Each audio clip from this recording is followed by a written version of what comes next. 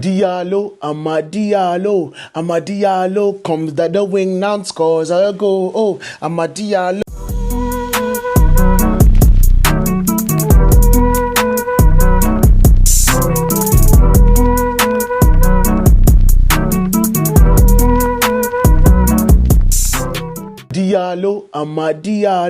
Amadiallo, comes that the wing now scores a goal. Oh, Amadiallo, assist to Xerxes. Amadiallo, assist to Rashford. Amadiallo, passes to Bruno. Passes to what? Passes to who?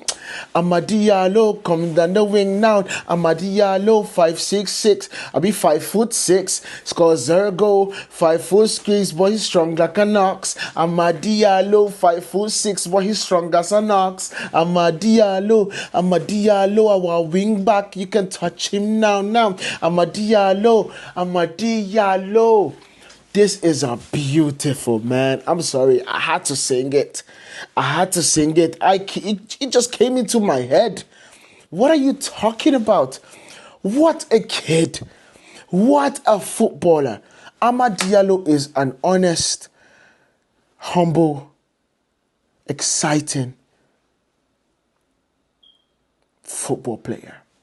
I'm looking for other words to use and describe how great Amadiallo was and how great he has been this entire season. We started this season and I said I said this has to be Ahmad's season. This has to be Ahmad's season. Even Erik ten Hag uttered the same words, and that's why it broke my heart. It broke my heart when Erik ten Hag decided that after a month of him winning Player of the Month, you put him on the bench. He has just been a true professional. He came back from Sunderland, like I said. And what we watched him do in Sunderland, this is a team that is in the Championship. Every single person understands that the Championship is all about physicality and the way you can actually go back to back in games. It treats every single person for them to take a step up in the physicality of the Premier League. In fact, I say the physicality of the Premier League is nowhere close to the physicality of the Championship. And Ahmad did what he did with Sunderland. That is 13 goals and about 8 assists, if I'm not mistaken. And he comes back to Manchester. He comes back to United. And he cannot find a place to play in a winger's room that has Marcus Rashford that is not in form, Garnacho that was actually in form but was not making the right decisions, Anthony, and we see Ahmad, and he cannot find a way to get in through. It blew my mind. And today we can see what we are seeing Ahmad do, what he did under Ruud van Nistelrooy. And I appreciate Ruben Amorim for actually pointing it out, because I have to give Ruud credit. The confidence that he gave Ahmad with the few days that he had left. He played Ahmad. He told Ahmad, he spoke to Ahmad, he made sure Ahmad came into the pitch understanding that he is a Manchester United player. First, do I even have to say this? Ahmad, you need to sign the contract ASAP, please. Sign the contract. And Ineos, you better get it done. I don't want to hear Jack Robinson. I don't want to hear Jack. Get it done. This is the person that we wanted to give Ole. He was still a young kid at that time. So now let's get it right. Give it to him. Ah, my word, he played so well today. But instead of me glazing on Ahmad, which I don't even want to do all that. But it was clinical. It was a clinical performance for Manchester United today. It was quite clinical. You saw Marcus Rashford, 2 shots on target. 2 shots on target, he has 2 goals. Same for Joshua Zirkzee. 2 shots on target, he has 2 goals.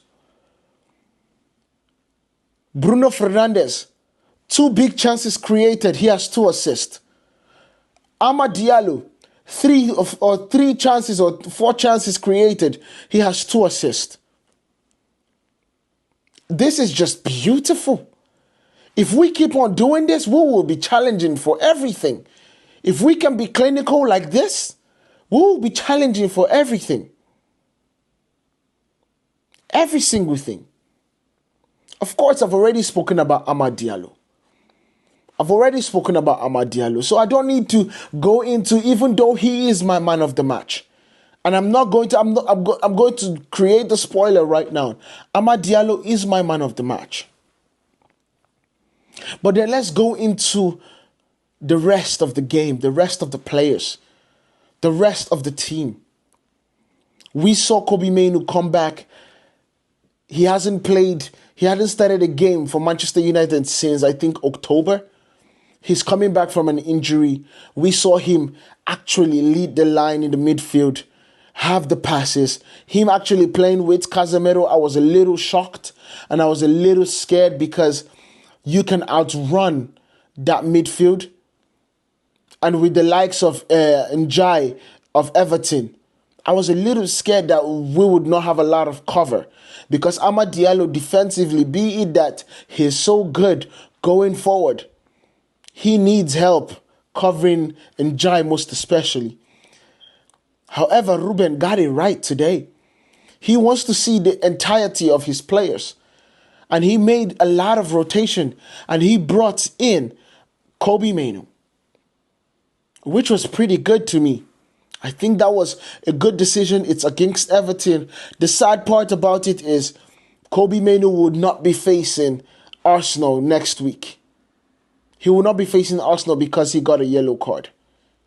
However, I take it for him getting match fitness. I will take it.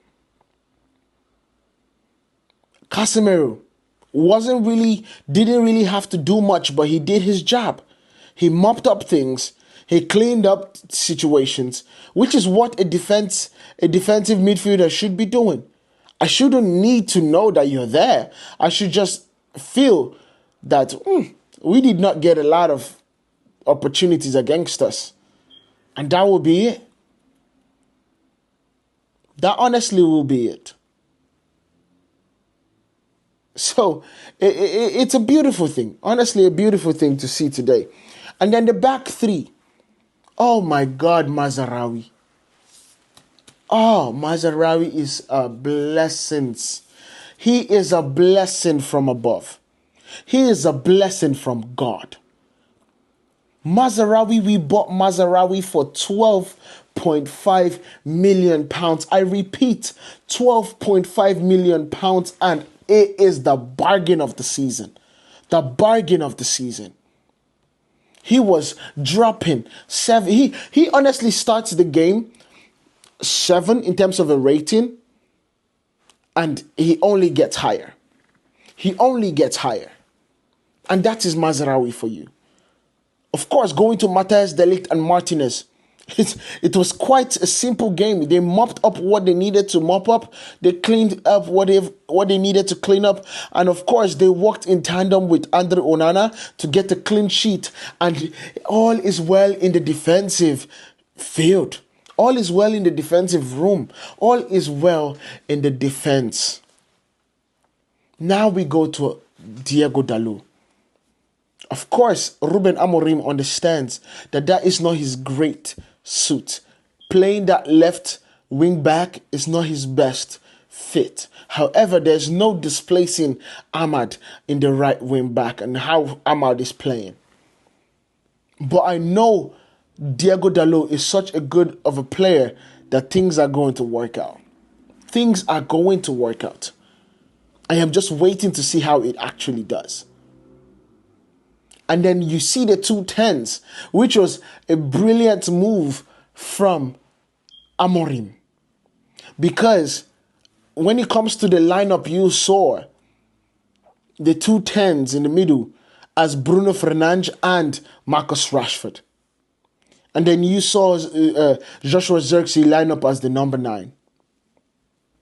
But when the game started happening and the game started playing and the balls were going into the back, you saw the run, the deep line run from Marcus Rashford behind the defense, and the drop in or the drop back from Joshua Zirkzee. They switched positions so often in this game that you could not keep an eye on both of them at the same time. They absolutely made Tarkowski and Brantwaite ask themselves, who is going? Where are you going?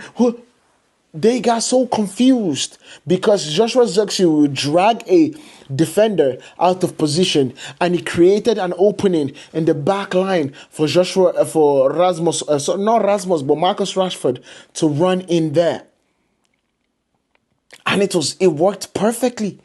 Marcus Rashford last goal or his second goal, same thing.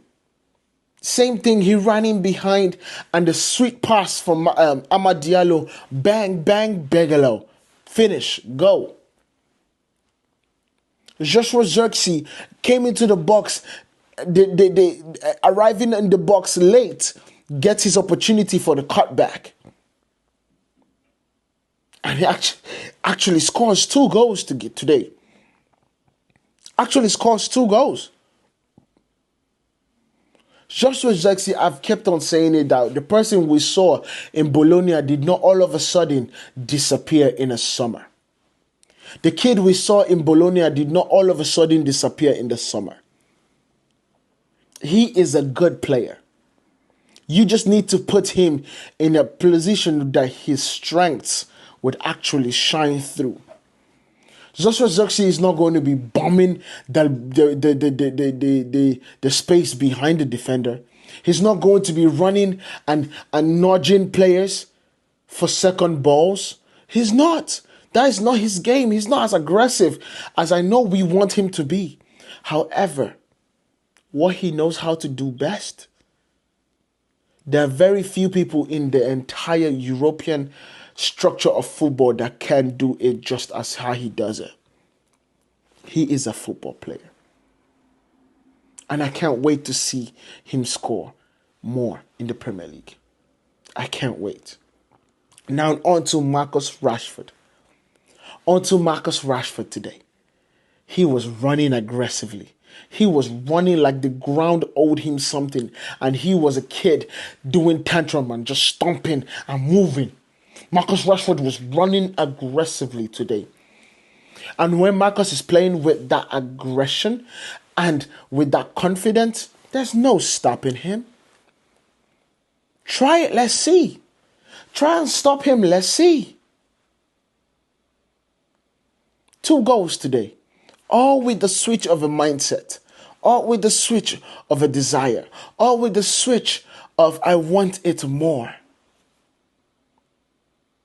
The beauty of this situation is everyone on X and TikTok or on Instagram are all here talking about, everybody's talking about Amorim being the one to bring the prime Rashford back, without knowing that Marcus Rashford is dating a supermodel or wherever it is. I don't care who is bringing the prime Rashford back out. I honestly don't care. All I care about is that he's out. All I care about is that the prime Marcus Rashford, the 30-goal season Marcus Rashford, is in front and center of Manchester United's goal scoring. That's all I care about. And if that is what we're going to receive, he is unplayable. If Marcus Rashford is the Marcus Rashford after the World Cup 3 years ago, he is unplayable. And I can argue that with anybody. Any single person. Marcus is unplayable in that form. Unplayable. Well, Manchester United are 9th in the league we have finally got into the top of the Premier League brackets. So the top page, we have finally got into the top page. Finally. But the beauty of it is Manchester United are 6 points off Arsenal and 4 points off the top 4. 1 point off Tottenham. This is wide open, people. It is wide open. It is so wide open. Like a kid when you're doing, there's a plane coming, open, open, open. It is so wide open, and Manchester United can actually get top 4. But this is the mindset that I want every single person that supports United to actually move with. 1, we just want to see improvement in performances, because improvement in performances breeds improvement in confidence. Improvement in confidence breeds improvement in results. And if we get 1, we are going to get 3. And if we get 3, we are going to get 3 points. And so that's all I want Manchester United to be able to do. Focus, get it right. Focus, get it right in the performance. Do not even look at the table, because the table is going to be there based on how much you win. You are going to rise and fall based on how much you win or lose. And Manchester United needs to start winning. It is a beautiful day. Ruben Amorim gets his first win of the season, and I cannot wait for more. Let me know what you guys think about this down in the comments. Make sure you guys drop your comments down below, because we want to see it. Here on Pillar Sports, we respond to every single comment. It doesn't matter how asinine you think it may be, we respond to it, and we are ready to absolutely get it on. Now, coming and talking about the player ratings. It's quite simple for me. Andre Onana, in my mind, is going to get a 7. He had a fabulous save to keep a clean sheet in the last one. In the last attack by Calvert-Lewin. The centre-backs, I'm giving them all a 7 because they did their jobs and it was beautiful.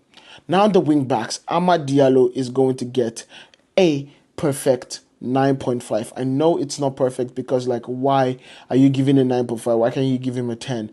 It is not possible to give a 10 because there's always some things that he could have done better. Diego Dalot, I'm going to give him a 6.